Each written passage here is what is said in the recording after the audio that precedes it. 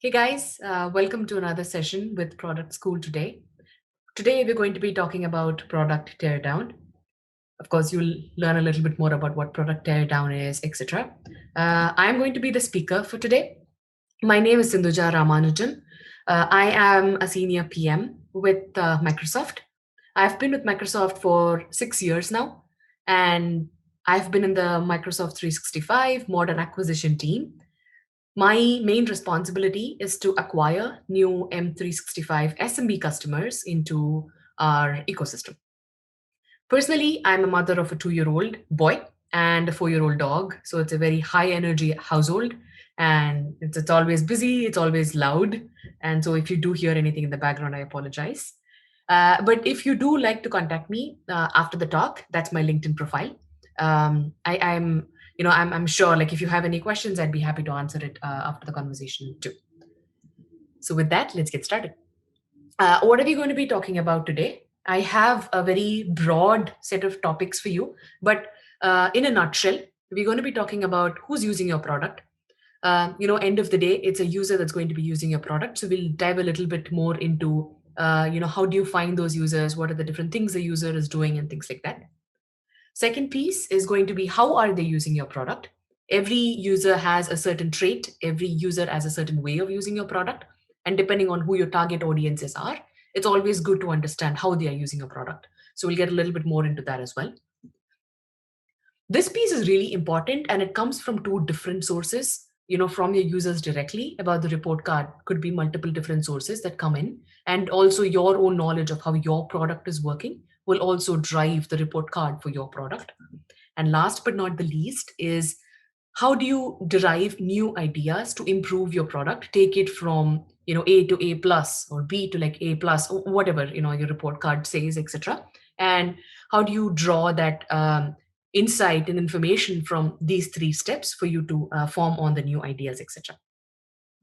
So with that, let's look at the first piece, right? Let's look at it from the eyes of your user. As I was saying, every product obviously has a user, otherwise your product is not in the market out there. But if your product is out in the market, it's doing well, you have a user cohort that's using your product. They are not using it because they are doing you a favor. They are not using it because you've been kind to them or they're being kind to you, etc. They are using it only because your product is solving a problem for them at that point in time. And so if your product is doing the best you can to solve the problem of the user in the best way possible, then your product is the winner in the market, right? But how do you determine the different users that are out there, etc.? Let me first take and just let's zoom out a little bit more and think about the market that your product is in. For simplicity purposes, I have picked three markets which many of us are familiar with. The first being a real estate market. Apps like Redfin, Zillow, all of those fall into the real estate market that I will be talking about. The second being the education market. You would have noticed that this is a little bit more broad. Education is a very broad topic. It spans all the way from Montessori to continued learning, right? And so depending on who are your target audiences, which segment of the audience you are going to concentrate on, you will have different customer bases that you need to be thinking about. The third piece being children's gadgets or children's toys. This is a very niche or very different market to think about. So let's draw a little bit of a parallel, between the education market and the children's gadgets market. In case of an education market, let's say you're talking about Montessori learning or elementary learning or something like that. The person who's going to end up using your product eventually is going to be the kid, very similar to the children's gadgets market. But the people who are making the decision of, hey, should I buy this product for my kid? Do you think this is going to be useful for my kid, etc.? Is the parent. So you have two people to convince, two psyches to think about when you are thinking about a product in these two markets. So you need to convince the parent that this product is good enough for the kid. You need to convince the kid that this product is interesting enough for them to interact with, right? So we'll probably not go into these two markets because it's a little bit more complex and definitely would take more than the time that we have for the webinar today. So for simplicity purposes, I am going to build my user persona around the real estate market. So who uses my product? Since I said at the start, we will think about a product like, Redfin. Let's just take Redfin for example. Who uses an app like Redfin? Somebody who's out there in the market trying to buy a home. I have broadly categorized the user into two separate cohorts, if you will, in the first time home buyer. And what are the different things that I'd like to understand about the user persona if they are a first time home buyer? Right? I'd like to understand about their age. I'd like to understand if they are a couple or not. I will also tell you why these might drive the product decisions. I would like to understand the demographics. I'd like to understand the income range, right? And so there are many other things that you should be understanding as well as part of your first time home buyer psyche, but just examples of what you should be thinking about. There is a second piece, which is a seasoned home buyer, right? So I probably understand the process of buying a home. I have a real estate agent. I have a mortgage broker who I worked with in the past for my first home. I want to stick with them. And so I'm a seasoned home buyer, right? At that stage, you still need to kind of inform or be informed about the same pieces that as you would have if you were looking at a first time home buyer. But since you are a seasoned home buyer, the amount of information that you need to be forthcoming with, or the amount of hand holding, if you will, that you need to do might be slightly different. So, which means your product needs to behave differently for different people. Now, I'm going to hone down a little bit more from here for my next slide, right? Now, I have two people. I have a first time home buyer and I have a seasoned home buyer, right? Let's assume that you are in a product team that's looking at first time home buyers, right? So your use cases for your persona, how will they use your product? As a first time home buyer or as a home buyer, because in this case it's going to be first time. You'll also see why I've added the first time element into this at the end. But when I am searching for a home to buy, right, I want to be able to look at the build date of the home, right? Because I might be worried about asbestos. I might be worried about like quality of the home. I might want a bedroom on the main floor, which means it has to be 2000 built plus, all of these different things. All these different things need to be thought about, because if you do want to have some form of a home date filter, then you need to understand why you are driving that decision, right? So there are people who want to know the age of the home, the integrity of the home, etc. Number of rooms. I want to be able to look at the number of rooms. Might not be something that you have to be forthcoming with, but would be helpful to have.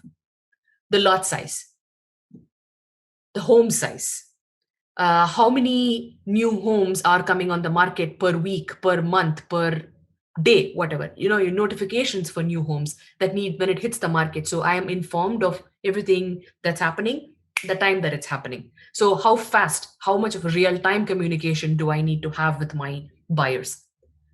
All of these will not only drive your product decision, your user experience decision, your product strategy, but it will also drive your engineering strategy. Because if you are able to break it up and say, hey, these are the different features we're going to be building in our product, and this is the reason why we should be building this in the feature in the product, then engineering needs to do a bunch of work on their end to figure out if it is even technically feasible to build those features.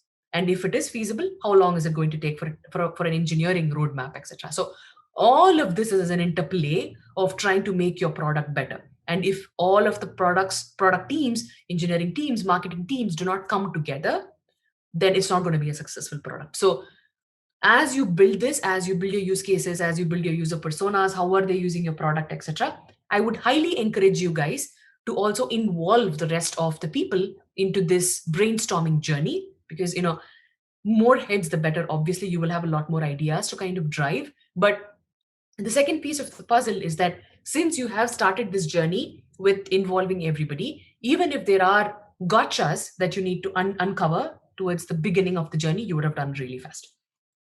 So why am I coming up with all of these different things, right? So let's build a user story. Now that I have all of these different information, I know it's a first time home buyer. I know that they kind of want all of this information in the home searching process, etc. What does the day in the life of my user look like, right? When they go to my Redfin app, in this case, I'm taking Redfin, but any home buying app, what does the day in the life of my user story look like? So I'm taking I'm a person. She's a fictional character, obviously. She's in her 30s and she's a first-time home buyer. She has 3 additional people in her family: her husband, John, her kid, Jane, and their golden retriever, Scooter. Right? So, which means this will drive the home buying experience, will drive the home buying decision. If I'm a person who was a single, woman in her 30s who did not have a family, etc., maybe the house size, the lot size, the number of rooms wouldn't matter. But now you've added these other people into the equation. She wants a nursery. She wants a huge yard for her big dog. She wants a work from home solution for her husband because majority of us are working from home. She wants a home work from home nook in her bedroom, or maybe another place in the house, so they have their own spaces and they can call it their own working solutions, etc. Right? So all of these different things will drive a user's home buying decision.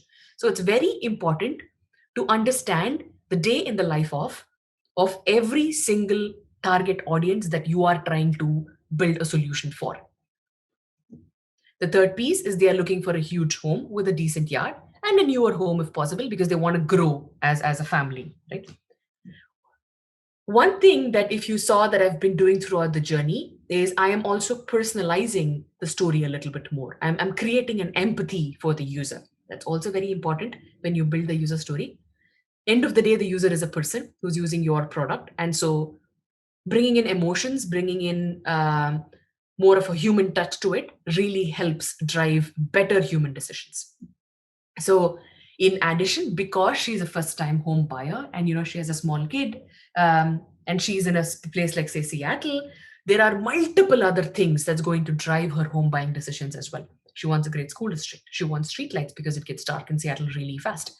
She wants a mortgage broker. She wants a real estate agent. She wants a calculator to calculate her EMI. She wants to know if she's even capable of buying that home, etc. So all of these different things, if you are able to give it to her in one single place, then you are probably going to be the pioneer or the person who captures the majority market share in this particular market.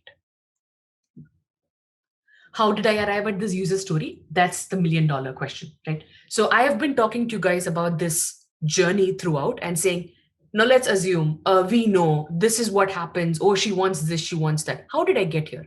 Very simple. These 5 points will help you form your understanding or form your shoebox, if you will, where you gather all of the information from customer visits, survey questions, focus groups, user interviews, product experimentation. The top 4 is more external facing. When I say external facing, is you will actually meet, most likely meet with the person, via Zoom, via like maybe in person, etc. You will have a face-to-face conversation with them. Product experimentation is a little bit more niche. It's qualitative versus quantitative argument. Product experimentation will give you a lot of what is happening with the product, but not the why it's happening with the product, right? So you take that learnings of what is happening and kind of start formulating the questions for why. And that should be what drives your conversations in your customer visits, your survey questions, your focus groups, your follow-up conversations. Even the way you design your follow-up experimentation hypothesis should be from the what and the why that you derive from those. So, okay, now we have a user story. Right? Now, what do we do with it? Let's create a walking deck. Right? Be as thorough as you can, and the more thorough you are, the better. So, what I mean by that is, I'm going to be breaking it down into different, user journeys or different journeys for the user itself. First run experience being acquisition, you will see an onboarding journey and things like that. So break it up. The reason I'm breaking it up is again is I want to be as thorough as possible. And one other reason why I do want to break it up is because as and when the user is going through these different journeys, through the different roadmaps, etc., the user's mindset, the user's persona, the user's expectation of how they use the app will be different. So journey 1 is your first run experience, your acquisition experience, right? Here, start capturing screenshots if you can. I use PowerPoint for majority of my screenshot to keep a track of all of it. There are multiple tools out there that you can use as well. So feel free to explore what works best for you. The one that I have been using that has been very useful for me in the past even today has been PowerPoint. So it's I have slides that are like 200 slides long, etc. All it does is just a walkthrough journey of what my user experience looks like, my product user experience looks like. So have a screenshot of the landing page. From the landing page, like what does it look like? Do they have a sign in, sign up experience? Screenshot of that. From then on, after they have signed in, signed up, is there a way for them to select the area that they're interested in for looking at new homes? Have a screenshot of that. What does experience look like? Well, after they've selected the area, can they have more filters like home size, lot size, year built, number of rooms, etc.? Is that the next step that they take? Or what is the next step that they take? Have a screenshot of that. Notification. Once they have selected all of the different criteria that they care about for the home that they are looking for, how does the notification ping happen? Is it an email? Is it phone number? Which means, are you collecting the email? Are you collecting the phone number? All of the privacy concerns, everything comes up here because you're collecting user information, right? So have a journey map for all of that. Journey number 2, onboarding. Might not be immediate, might be after a few days. So you do need to capture, if you have an immediate onboarding journey, what does experience look like? If there is a 7-day, 14-day, 21-day onboarding journey, what do those experiences look like? Do you need them? That's another question as well. So what does the onboarding journey look like? So is there a welcome email, that goes out to the user saying, hey, welcome to the platform, blah, blah, blah. Everything else that follows, right? What are the different steps that the user is taking as part of the onboarding journey? How does the email itself look like? Is it capturing the user's information enough? Is it capturing the user's attention enough? Can the customer view the available homes via email? Do they have to visit the portal? Can they favorite their homes? Can they go back to favorites? Can they share? Can they select a realtor if they are a first-time home buyer? Because that's the thing that you're thinking about. Can they select a realtor? Can they select a mortgage broker? All of these different things would probably kind of fall into the onboarding engagement journey, which is a little bit of a gray area, if you will. Onboarding engagement depends on how you break it up in your organization. I would encourage you guys to break it up the same way as well. Just an example, I have 2 journeys here, but I'm pretty sure that if you took an app, say as mature as Redfin or in any other app, you will have multiple user journeys that you want to think about.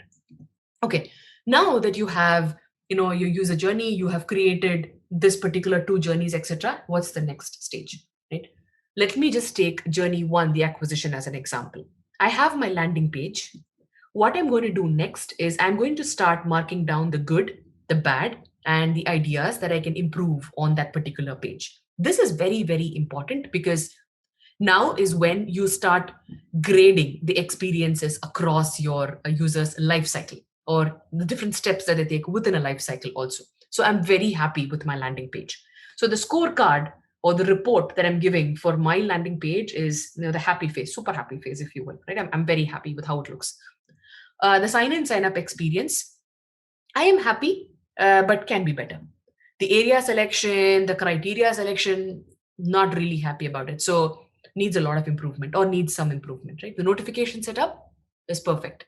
I am on track. I have all the information I need.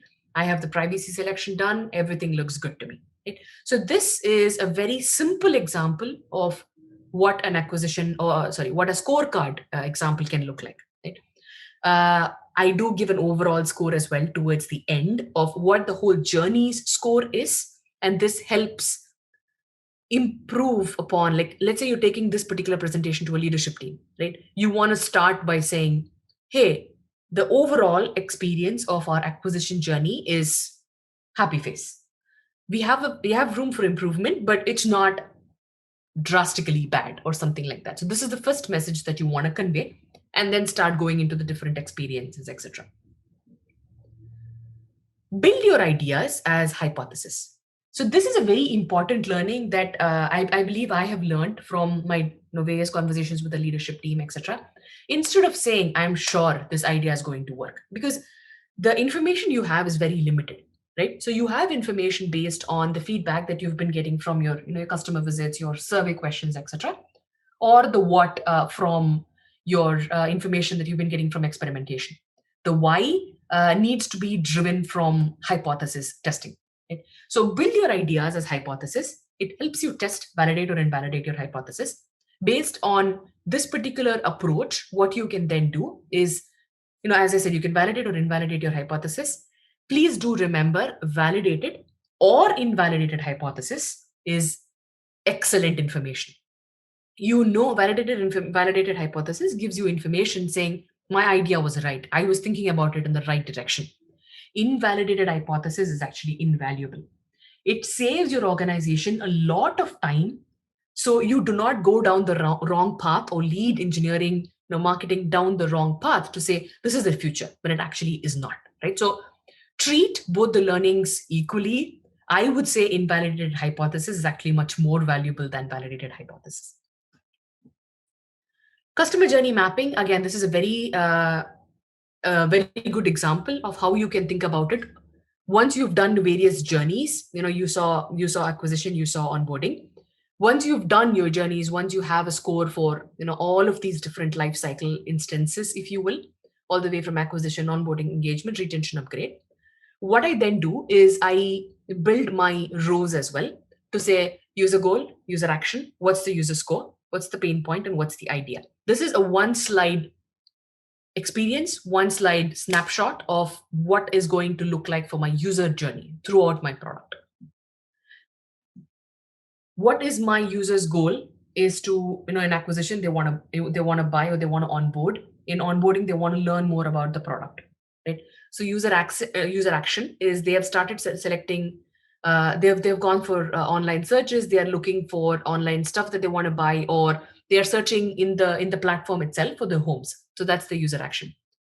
What is the user score? Oh, I'm very happy with the acquisition, not so happy with my onboarding. This is the overall score that, actually, let's just go back for a minute. This is the overall score that you saw here. So this guy here for the journey itself, right? So this journey score is what is driving it up here to say my user is very happy with acquisition, not so happy with onboarding. What are my pain points? There are not enough learning moments. Like whatever the pain points you have uncovered from previously goes into this, right? My ideas of making things better are identified here. I'm going to frame it as hypothesis because I think that's the best way for me to reach my audiences, for me to validate and invalidate my ideas. There are two forms of new idea generation. Now that you are let's say you're in the idea generation phase, how do you think about idea generation, right? You can either go through user journeys, customer interviews, and improve on an existing idea, or you can go down the persona redefinition and future feature investments. So this is investing in a new growth area, like a brand new idea which you've never tested out in the past. Please remember, if you go down one path, it might not be as expensive to try out or improve an existing idea. But if you are going behind a blue sky opportunity, then you are probably opening up a potential Pandora's box. And so you have to be prepared for the amount of investment, amount of time, amount of commitment, amount of learnings, amount of heartbreaks, like however you want to frame it. You need to be aware and you need to be okay with everything that comes with one versus the other. Very similar to the share market, if you will, risk versus rewards. If you take a higher risk, if it pans off, you'll probably get a higher reward. If you're taking a lower risk, if it pans off, you will get a lower reward, right? So that's one way of thinking about it. You can use the same methods to validate, yes. But one thing that I'd also encourage you to do is if you are going down the path of a new growth area, building a new feature, etc., do try and break it up into your MVP, your V1, your V2, similarly as you would for any feature. And so and frame those ideas also as hypothesis. So if your MVP fails for whatever reason, then you know that you need to make tweaks to your MVP plus plus, your V1, whatever it is. Right? So just MVP is a minimum viable product, and that's the least amount of product that you think your customer is going to be happy with that you want to release out into the wild. So you can use the same methods of validation, right? You can use experimentation, focus groups, survey questions, one-on-one interviews, customer visits, however you deem fit. There is another very interesting quadrant drive or quadrant process that I have been adopting is how do I know if my idea can be done? So there are multiple questions that you do need to answer. First of all, think about it. Does it fit into your product strategy? It's very important that you think about your product strategy. If your product strategy is to grow in an existing market, you just don't want to go to a new market, right? So just make sure that that's fit into your product strategy. Does it affect your metric your organization has signed up for, directly or indirectly? Directly feeds into your OKR conversations. So, how does it compare against other things that your organization could be investing in? Opportunity cost. You do need to compare the opportunity cost at this particular stage. How many resources and how long would something like this take? The four quadrant approach that I was talking to you about is break it up into this: easy to achieve, difficult to achieve, small wins, big wins. Every feature that you come up with, try and put it into one of these four buckets. Easy to achieve, small win is little value. Easy to achieve, big win is quick win. It's a big value. Difficult to achieve, small win is not worth it. Don't even think about it. Difficult to achieve, big win is your north star, your blue sky, your big rocks that you want to win, etc. Try and start with that particular star. The easy to achieve, big win quadrant, if you will. That really helps kind of number one, get a lot of wins under your belt to validate your MVP, your hypothesis, etc. Number two, gives you a lot of opportunity for you to pitch bigger ideas for your big rocks and your north star. Again, how can I validate my hypothesis? You can use all of these different approaches, even for the wins, even for the feature that you've picked up from this particular quadrant. So with that, I do want to leave you with all of this information, and I hope you enjoyed the talk today. And I hope you go back and do a product teardown for your product, for a product that you're passionate about, etc. If you have any feedback, if you have any questions, if you have any concerns about the topics that I had discussed today, feel free to reach out on my LinkedIn. And I hope you enjoyed the session today. Thank you so much.